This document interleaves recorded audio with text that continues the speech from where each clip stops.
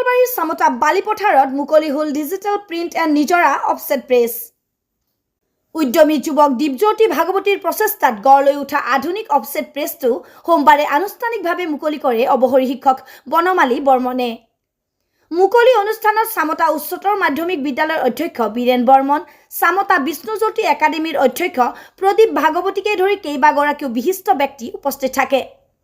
উক্ত প্ৰেছটোৰ জৰিয়তে অতি কম খৰচতে আধুনিক পদ্ধতিত প্ৰেছ সম্পৰ্কীয় সকলোবোৰ সুবিধা প্ৰদানৰ কথা উল্লেখ কৰে প্ৰেছটোৰ স্বত্বাধিকাৰী দীপজ্যোতি ভাগৱতীয়ে।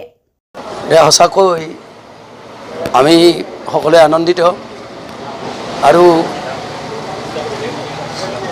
আমি বৰ প্ৰেৰণা পাইছোঁ যে দীপজ্যোতি ভাগৱতীয়ে এনেকুৱা এটা মহান অনুষ্ঠান এই অঞ্চলত স্থাপন কৰি এই অঞ্চলৰ ৰাইজৰ লগতে যে যিবিলাক যুৱক যুৱতী ডেকা চামক যে উদগনি জনাব বা ইয়াৰ যোগেদি তেখেতে ডেকা চামক আগবঢ়াই লৈ যাব এই অনুষ্ঠানৰ যোগেদি। গতিকে এইটো আশা ৰাখিছোঁ আৰু লগতে আমাৰ এই যিটো চপাহাল এই যে গাঁও ভূঞে নাছিলে, আগতে গুৱাহাটীত আছিলে, তাৰপিছত নলবাৰীত হ'ল, এতিয়া আমাৰ চামতাতো অকল চামতাই নহয় আৰু এই অনুষ্ঠানটোৱে চামতাকে নহয় এটা বিস্তৃত অঞ্চলক সামৰি ল'ব বুলি আমাৰ বিশ্বাস আছে। গতিকে দীপজ্যোতি ভাগৱতীক ধন্যবাদ জ্ঞাপন কৰিছোঁ আৰু এই পদক্ষেপটো লোৱাৰ কাৰণে তেখেতক আমি প্ৰশংসা কৰিছোঁ আৰু ভৱিষ্যতে দীপজ্যোতি ভাগৱতীক ইয়াতকৈও আৰু বহল ভিত্তিত এনেকুৱা ধৰণৰ অনুষ্ঠান তেখেতে স্থাপন কৰক, এই অঞ্চলৰ উপকাৰ সাধন কৰক, এই অঞ্চলৰ ৰাইজক সকাহ দিয়ক, ইয়াৰে কামনা কৰি মই চমু বক্তব্যৰ সামৰণি মাৰিছোঁ।